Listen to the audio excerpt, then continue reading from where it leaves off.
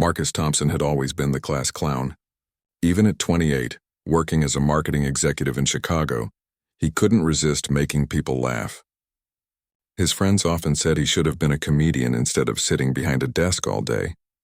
When his company offered him a 2-week vacation bonus for exceeding his quarterly targets, Marcus knew exactly where he wanted to go. London had always fascinated him. The history, the culture, and most importantly, the famous royal guards with their tall black hats and serious faces. Marcus had seen countless videos online of tourists trying to make the guards laugh or react, usually failing miserably. He thought it was hilarious how these soldiers could stand perfectly still for hours, no matter what people did around them. The flight to London felt endless. Marcus spent most of it watching YouTube videos of tourists interacting with royal guards. Some people danced in front of them, others told jokes, and a few even tried to mimic their movements. The guards never broke character, which made Marcus even more determined to be the first tourist to get a reaction. His hotel was just a short walk from Buckingham Palace. The moment Marcus checked in, he dumped his luggage and headed straight to see the famous guards. The afternoon sun was bright and crowds of tourists were already gathered around the palace gates, taking photos and chatting excitedly. Marcus spotted his target immediately. A young guard stood at attention near the main entrance, his red uniform pristine and his expression stone cold. The guard looked to be about Marcus's age, with sharp features and eyes that stared straight ahead, completely ignoring the dozens of people taking selfies nearby. For the first day, Marcus just observed. He watched how the guard never moved, never blinked excessively, and never acknowledged anyone. Other tourists came and went, some trying silly dances or funny faces, but the guard remained like a statue. Marcus was impressed, but also more determined than ever. That evening, Marcus sat in his hotel room planning his approach. He wasn't going to do something simple like make funny faces or dance around. He wanted to do something clever, something that would definitely get the guards' attention. After scrolling through his phone for hours, an idea began to form. Marcus had noticed that many tourists didn't understand the significance of the royal guards. They treated them like entertainment rather than the highly trained soldiers they actually were. This gave him what he thought was a brilliant idea. He would pretend to be a know-it-all tourist guide, giving completely wrong information about the guards to other tourists, loud enough for the guard to hear. The plan seemed perfect. Marcus figured that if the guard heard him spreading false information about the royal family and the guard's duties, he might feel compelled to correct him, or at least show some reaction. It would be educational and funny at the same time, or so Marcus thought. He spent the next morning researching real facts about the royal guards so he could deliberately get them wrong. Marcus learned that the guards were actually active soldiers who had served in places like Afghanistan and Iraq. They weren't just ceremonial figures, but real military personnel with important duties. This information should have made him reconsider his plan, but Marcus was too excited about his clever idea to think about the implications. The second day arrived with perfect weather. Marcus put on his most touristy outfit, bright Hawaiian shirt, cargo shorts, and a camera around his neck. He even bought a small British flag to wave around, wanting to look like the stereotypical American tourist. His plan was to blend in with other tourists while executing his joke. When Marcus arrived at the palace, he noticed the same guard from the day before was on duty. The young soldier stood in exactly the same spot, with the same perfect posture and unchanging expression. Marcus felt a surge of excitement. Today was going to be the day he made internet history. He positioned himself near a group of genuine tourists who were asking each other questions about the guards. This was Marcus's moment to shine. He cleared his throat and spoke loudly enough for everyone nearby to hear, including the guard. "Oh, these guys," Marcus said, pointing at the guard with exaggerated confidence. "They're just actors hired by the tourism board. They're not real soldiers at all. The real guards are inside the palace, probably taking a nap or watching TV." A few tourists looked at him with confusion, but Marcus continued, getting more animated with each false fact he shared. He was so focused on watching the guard's face for any reaction that he didn't notice the growing discomfort of the people around him. The guard's expression remained unchanged, but Marcus thought he detected a slight tightening around the eyes. Encouraged, he pressed on with even more outrageous claims. "And those big hats they wear? They're made of fake fur because the Queen is an animal rights activist. The real ones were way smaller and made of real bearskin. But tourists complained they weren't impressive enough for photos. Marcus was really getting into character now, gesturing wildly and speaking with the authority of someone who had lived in London his entire life. He had no idea that his joke was about to spiral completely out of control, or that the consequences of his actions would be far more serious than he ever imagined. The guard remained motionless, but something in the atmosphere had changed. Other tourists were starting to whisper among themselves, some looking uncertain about what they were hearing, others beginning to move away from Marcus. But he was too caught up in his performance to notice the shift in mood around him. Marcus was about to take his joke to the next level, completely unaware that he was crossing a line that would change everything. Marcus was enjoying himself far too much to notice the warning signs. The small crowd of tourists that had initially gathered around him was slowly dispersing, replaced by a different kind of attention. Several people were now filming him with their phones, but not for the reasons he hoped. Emboldened by what he mistook for success, Marcus decided to escalate his performance. He pulled out his own phone and started taking selfies with the guard in the background, all while continuing his stream of false information. "You see, these guards are basically just really expensive scarecrows," Marcus announced to anyone within earshot. "The government pays them minimum wage to stand around and look scary for tourists. Most of them are failed actors from the West End who couldn't make it in real theater." A middle-aged British couple nearby exchanged shocked glances. The woman tugged on her husband's sleeve, trying to pull him away from the increasingly uncomfortable scene. Marcus noticed their reaction and mistakenly interpreted it as amusement. "And another thing," Marcus continued, now addressing the couple directly, "that rifle he's carrying? Totally fake. It's made of plastic.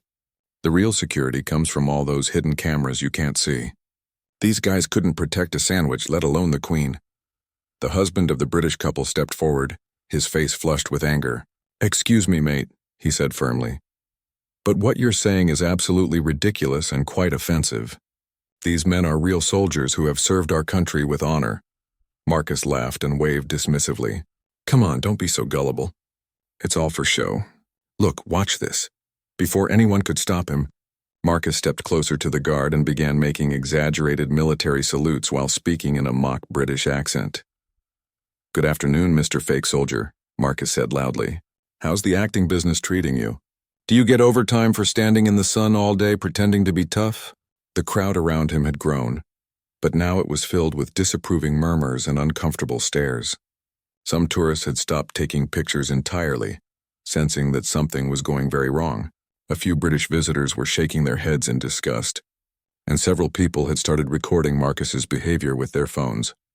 The guard remained perfectly still, but if Marcus had been paying attention instead of performing, he might have noticed the subtle changes in the soldier's posture, the slight tightening of his jaw, the almost imperceptible shift in his breathing, the way his knuckles had gone white where his hands gripped his rifle. Marcus, however, was completely oblivious to these signs. He was too busy basking in what he thought was his moment of viral fame. He imagined the video going online, people sharing his clever interaction with the Royal Guard, maybe even getting invited onto talk shows to discuss his hilarious London adventure. A security officer had been watching the scene unfold from a distance. At first, he had assumed Marcus was just another overzealous tourist who would eventually get bored and move on. But as Marcus's behavior became more disruptive and disrespectful, the officer began walking over. Marcus spotted the approaching security officer and saw it as an opportunity to include another actor in his performance. "Oh, look," he announced to his unwilling audience. "Here comes the fake security guard to protect the fake soldier. This is better than a movie." The security officer, a stern-looking man in his 50s with years of experience dealing with difficult tourists, approached Marcus calmly but firmly. "Sir, I'm going to need you to step back and lower your voice." "Why?" Marcus asked with exaggerated innocence, still filming himself. "I'm just educating these nice tourists about your little theater production here. There's no law against telling the truth, is there?" The officer's expression hardened. "Sir, you're being disruptive and disrespectful. These are real soldiers performing real duties. I'm asking you politely to move along." Marcus laughed again, louder this time. "Real soldiers? Come on, you don't have to keep up the act with me. I've done my research. I know these guys are just hired performers. It's actually pretty clever marketing when you think about it. By now, a significant crowd had gathered, but the mood had shifted completely. What had started as curious tourism had become an uncomfortable spectacle. Many people were filming, but not because they found Marcus entertaining. They were documenting what was clearly becoming a serious incident. The British couple from earlier had called over a police officer who was patrolling nearby.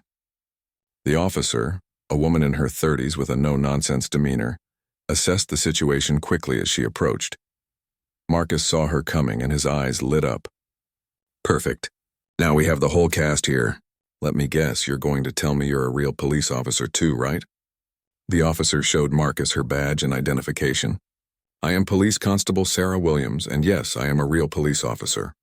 You are causing a disturbance and showing disrespect to a member of Her Majesty's Armed Forces." For the first time since his joke began, Marcus felt a tiny flutter of uncertainty in his stomach. Something in the officer's tone was different from what he had expected, but he had gone too far to back down now, and his pride wouldn't let him admit he might be wrong. "Look, Officer Williams," Marcus said, trying to sound reasonable while still maintaining his know-it-all tourist persona.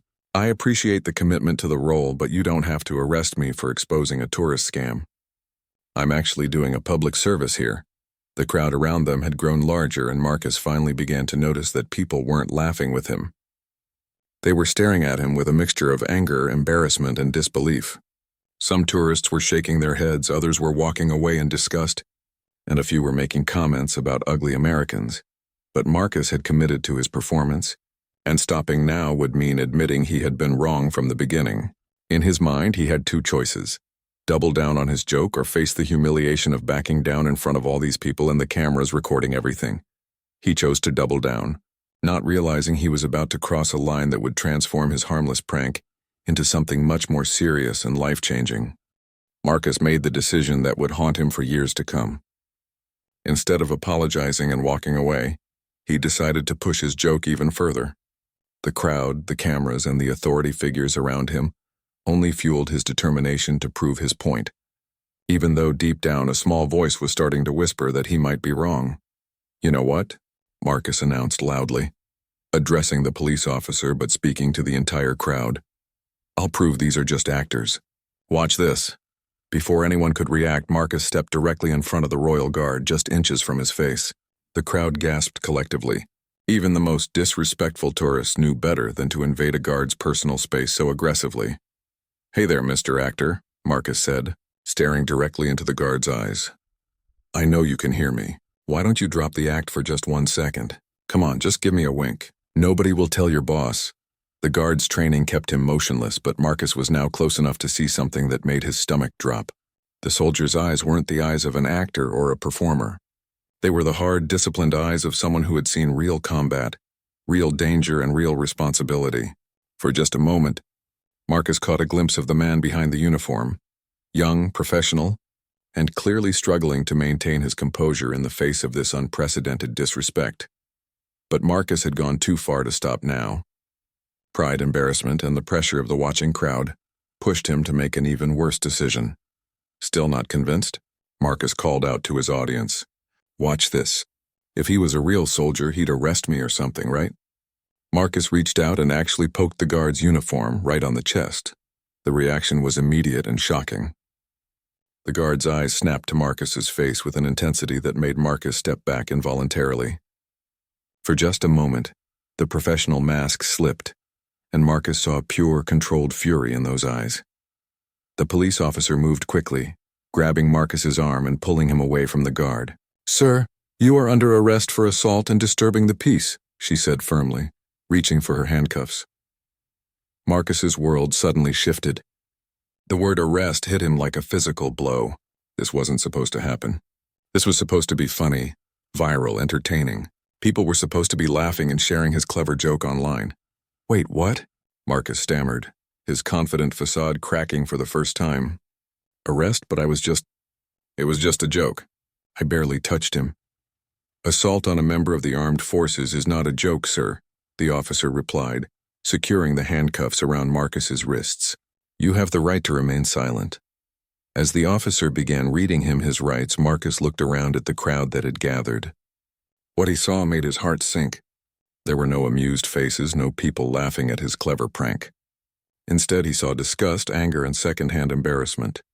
Several people were recording the arrest, their phones capturing his humiliation for posterity. The British couple from earlier shook their heads as they walked away. "Absolutely shameful behavior," Marcus heard the woman say to her husband. "That poor soldier.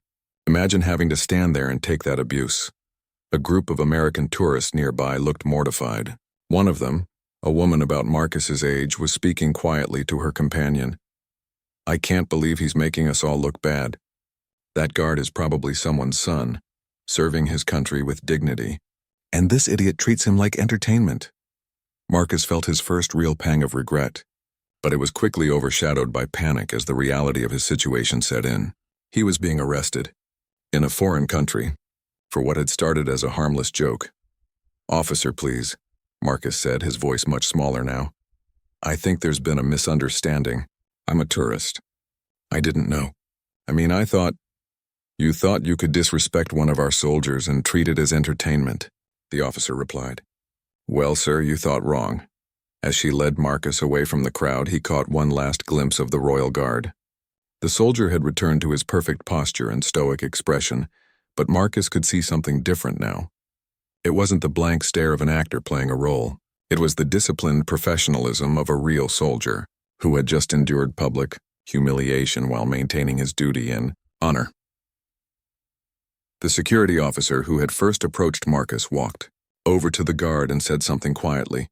Marcus couldn't hear the words, but he saw the guard give an almost imperceptible nod.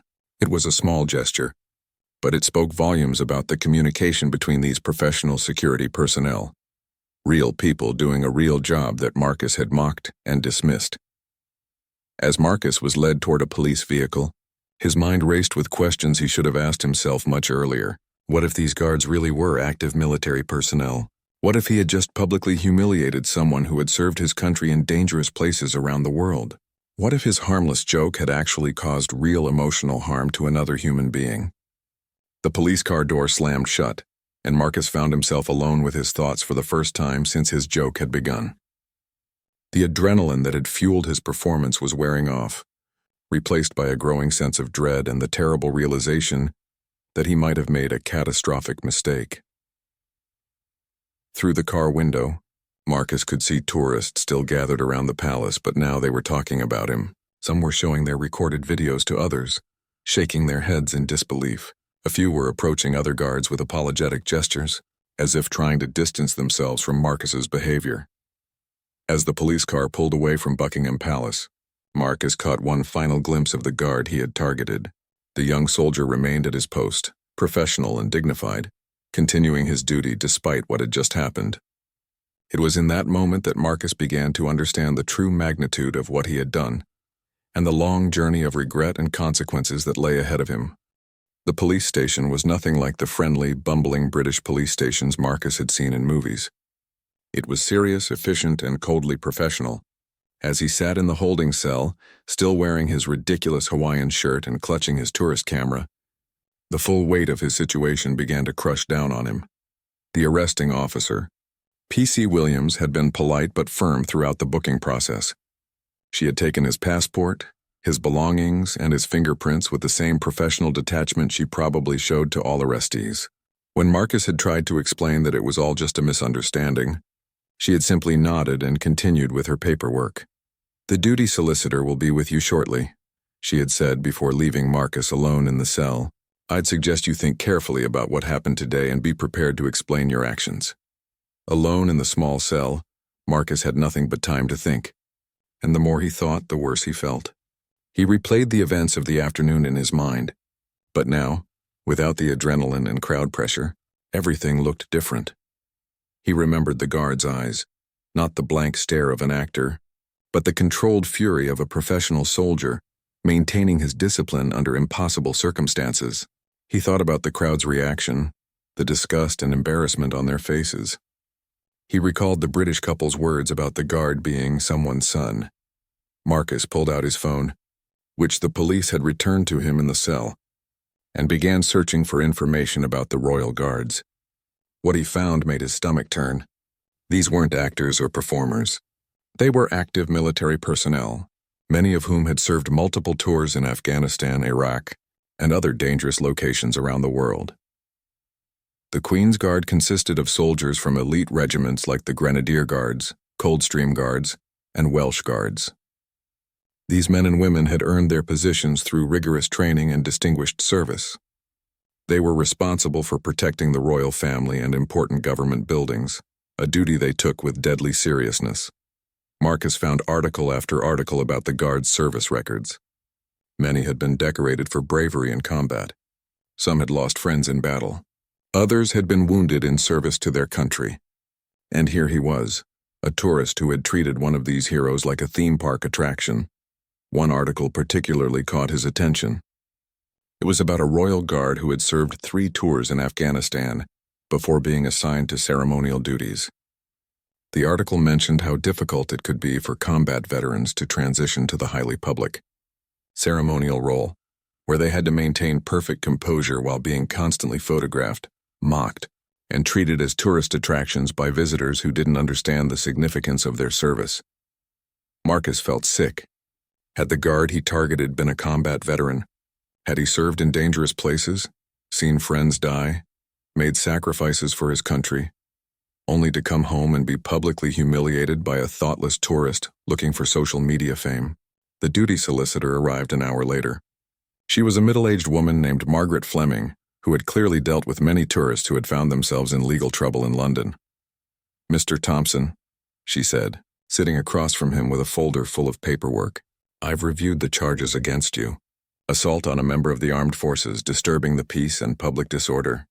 This is quite serious." Marcus felt his mouth go dry. "But it was just a joke. I barely touched him. I didn't hurt anyone."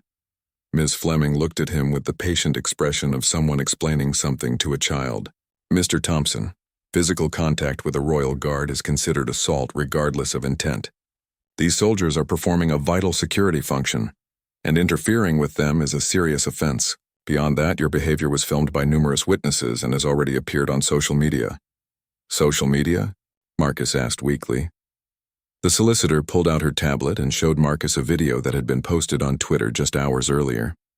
It showed him making his outrageous claims about the guards poking the soldier and being arrested. The video had been viewed thousands of times and was being shared rapidly. The comments were brutal. "Disgusting American tourist disrespects British soldier," read one comment. Another said, "This is why people hate American tourists." A third comment that made Marcus wince read, "That guard probably served in Afghanistan and this clown treats him like a circus act." Marcus watched himself on the video and barely recognized the person he saw. The man on screen looked arrogant, disrespectful, and completely clueless about the pain he was causing. The contrast between his loud, mocking behavior and the guard's quiet dignity was stark and humiliating. "This is going viral, isn't it?" Marcus asked quietly. "I'm afraid so," Ms. Fleming replied. "The good news is that you're a first-time offender and a foreign tourist. If you're willing to make a sincere public apology and pay a substantial fine, the Crown Prosecution Service might be willing to consider a plea agreement that would avoid jail time." "Jail time?" Marcus's voice cracked. "People go to jail for this?" "Mr. Thompson, assaulting a member of the armed forces can carry a sentence of up to 6 months in prison and a fine of up to $5,000. Given the public nature of your offense and the fact that it was recorded, the prosecution will likely want to make an example of your case." Marcus put his head in his hands. His dream vacation had become a nightmare, and it was entirely his own fault. But even worse than the legal consequences was the growing realization of the human cost of his actions. "The guard I targeted," Marcus said quietly. "Do you know anything about him?" Ms. Fleming consulted her notes. "Lance Corporal James Mitchell, 26 years old, served 2 tours in Afghanistan before being assigned to ceremonial duties. He's been commended twice for valor and has an exemplary service record." Marcus felt like he might throw up. Lance Corporal Mitchell wasn't some actor playing dress-up. He was a decorated war hero who had risked his life for his country, and had probably seen things Marcus couldn't even imagine, and Marcus had stood in front of him, mocked his service, and treated him like entertainment. "I need to apologize to him," Marcus said suddenly. "I need to tell him I'm sorry." Ms. Fleming shook her head. "That won't be possible, Mr. Thompson. Lance Corporal Mitchell is back on duty and there are protocols about contact with members of the Royal Guard. However, if you're sincere about wanting to make amends, there may be other ways to show your remorse. As they discussed possible approaches to resolving the case, Marcus found himself thinking not about his own legal troubles but about Lance Corporal Mitchell. What had been going through the young soldier's mind as Marcus humiliated him in front of all those people? How had it felt to stand there, unable to respond or defend himself while a stranger mocked everything he had sacrificed for? For the first time since his arrest, Marcus began to understand that his harmless joke had caused real harm to a real person who deserved nothing but respect and gratitude for his service. Marcus spent a sleepless night in his hotel room after being released on bail. The police had confiscated his passport temporarily, meaning he couldn't leave London until his court date in 3 days. What should have been the best part of his vacation had become a prison of regret and anxiety. He couldn't stop refreshing social media to see how far the video had spread. Each time he looked, the numbers grew worse. The video now had over 100,000 views across multiple platforms. International news outlets had picked up the story. American tourist arrested for assaulting Royal Guard, read one headline.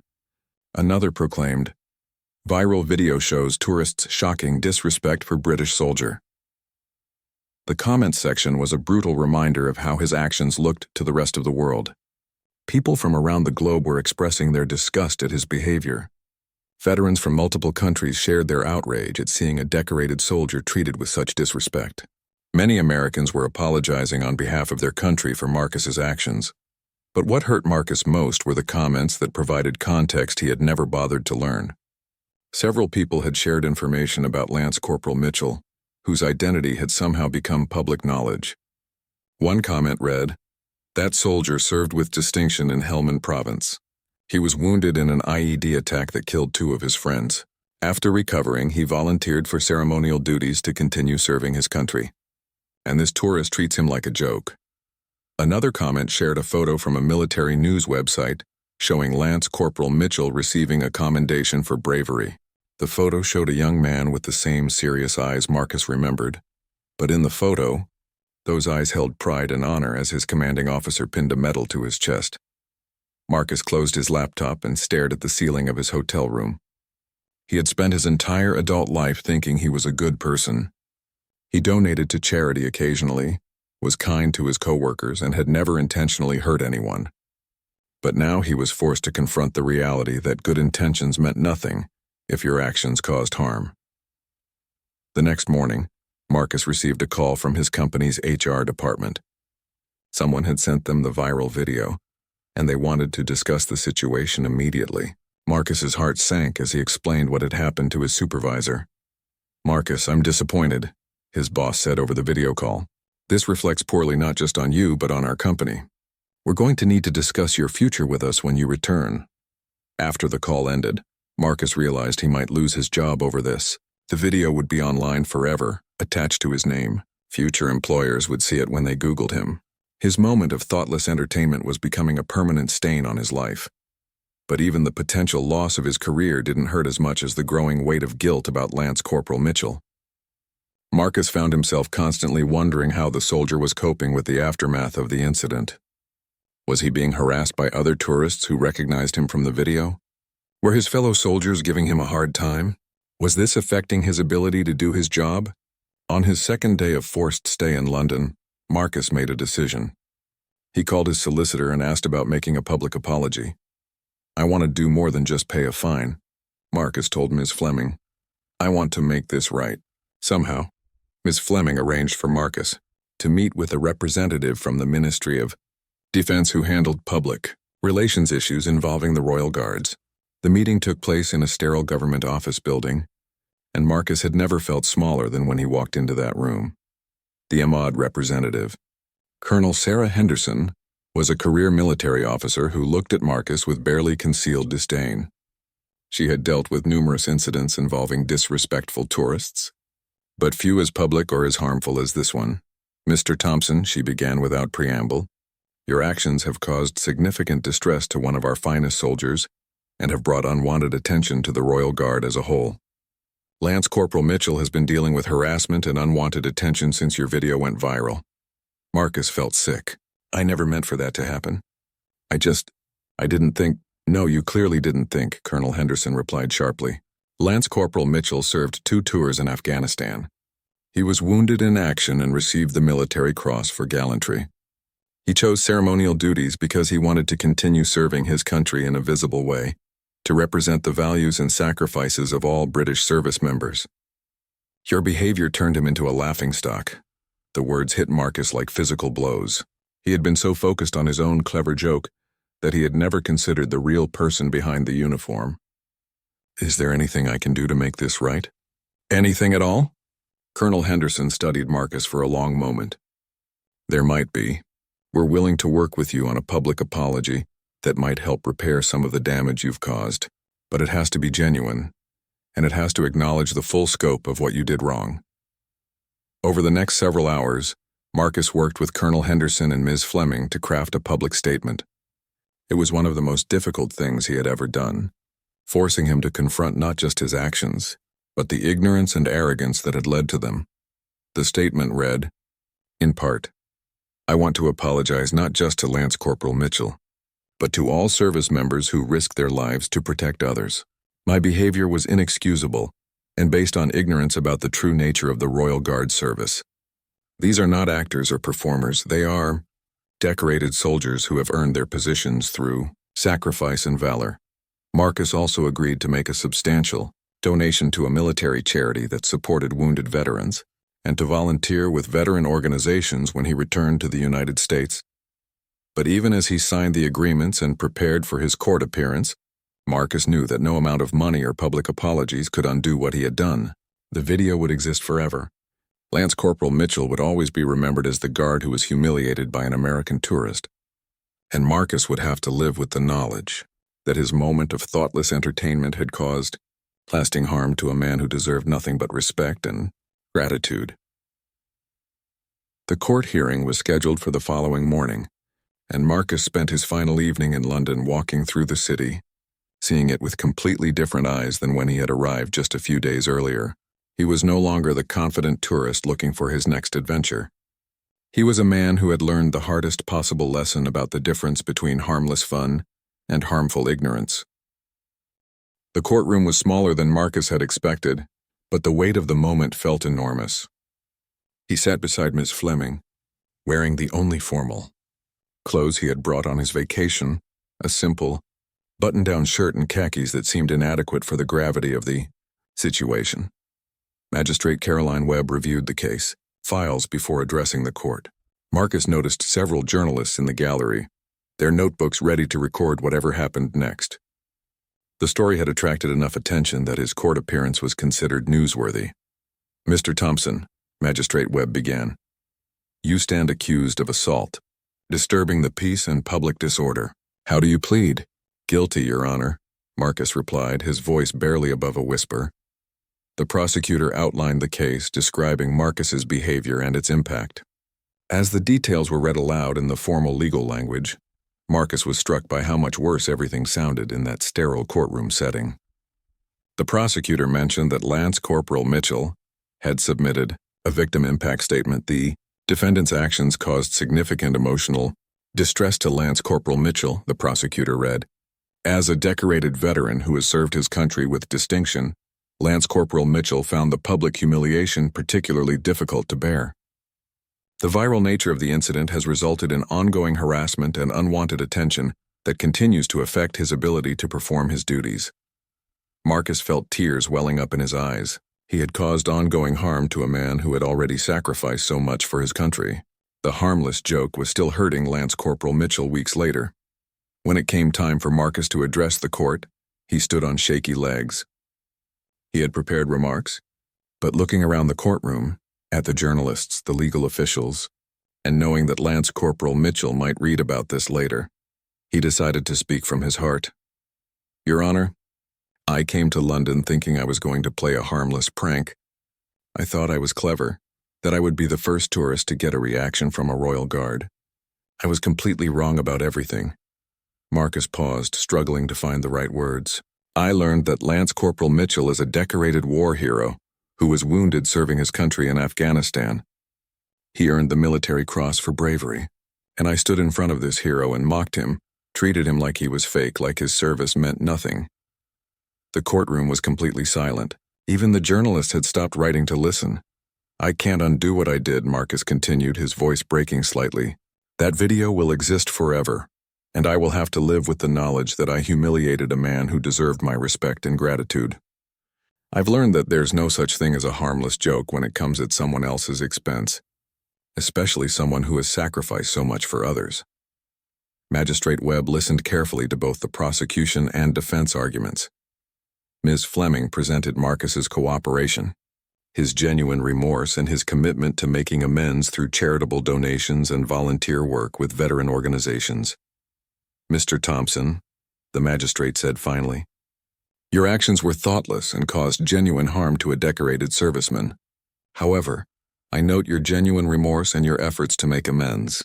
You are sentenced to a fine of 2,100 hours of community service to be completed in veteran support organizations upon your return to the United States, and a formal written apology to be published alongside your public statement." Marcus nodded, accepting the sentence with relief that he wouldn't face jail time, but also with the understanding that his real punishment would last much longer than any court could impose. After the hearing, as Marcus walked out of the courthouse, one of the journalists approached him. "Mr. Thompson, what would you say to other tourists who might be tempted to interact with the Royal Guards?" Marcus stopped and thought carefully before answering. "I would tell them that those guards are real people with real feelings who have made real sacrifices. They're not entertainment. They're heroes who deserve our respect, not our mockery. What I did was ignorant and cruel, and I'll regret it for the rest of my life." The flight home to Chicago was the longest of Marcus's life. He spent most of it writing his formal apology to Lance Corporal Mitchell, choosing each word carefully. He knew the soldier might never read it, or might read it and remain justifiably angry, but Marcus needed to try. Back in Chicago, Marcus discovered that his story had reached his hometown. Friends and colleagues had seen the video and the news coverage. Some were supportive, understanding that he had made a terrible mistake. Others were less forgiving. His relationship with several friends became strained, and dating became complicated when potential partners Googled his name and found the video. At work, Marcus faced a formal disciplinary review. His company ultimately decided to keep him, but placed him on probation and required him to attend sensitivity training. His boss made it clear that any future incidents would result in immediate termination. But the most significant change in Marcus's life came from his commitment to volunteer work with veteran organizations. Every Saturday, he spent time at a local VA hospital, helping with recreational activities for wounded veterans. Every hour he spent there reinforced the lesson he had learned so painfully in London. One Saturday, about 6 months after his return, Marcus was helping organize a game day for veterans when he met Tom, a former Army sergeant who had lost a leg in Afghanistan. As they talked, Tom mentioned that he had served alongside some British forces during his deployment. "I heard about what happened to you in London," Tom said quietly during a break in activities. "Saw the video and the news coverage." Marcus felt his stomach tighten. Even here, among people he was trying to help, his mistake followed him. "I wanted to tell you something," Tom continued. "A lot of us veterans, we've dealt with people who don't understand what we've been through. Some people treat us like heroes we don't feel like we are.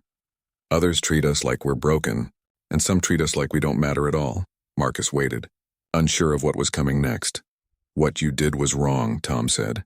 "But the fact that you're here doing this work, trying to understand and make amends, that matters. Most people who mess up like that just disappear and hope everyone forgets. You're actually trying to learn and do better." Those words meant more to Marcus than any legal resolution ever could. He realized that his real punishment wasn't the fine or community service hours ordered by the court. It was living every day with the knowledge of the harm he had caused and the responsibility to do better. Marcus never returned to London. The city that had once fascinated him now held too many painful memories. But he often thought about Lance Corporal Mitchell, wondering if the soldier was doing well, if the harassment had died down, if he was able to continue his service with dignity. 3 years later, Marcus received an unexpected email. It was from a veteran advocacy organization in the UK, informing him that his donations and advocacy work had helped fund a new program supporting guards and ceremonial soldiers dealing with public harassment.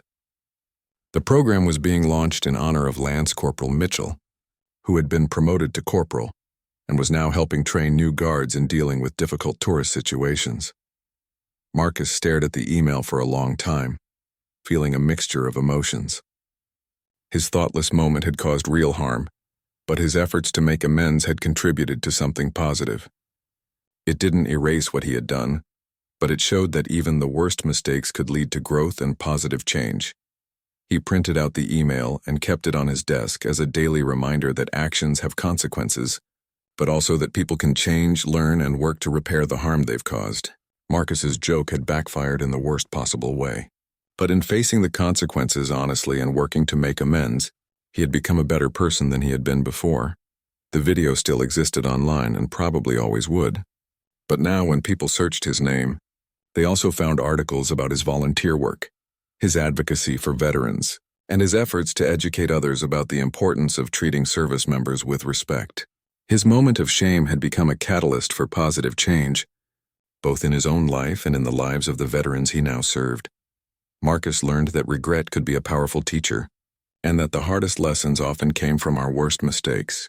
His Royal Guard joke had backfired completely, but in the end, that failure had made him a more thoughtful, compassionate, and purposeful person than he had ever been before.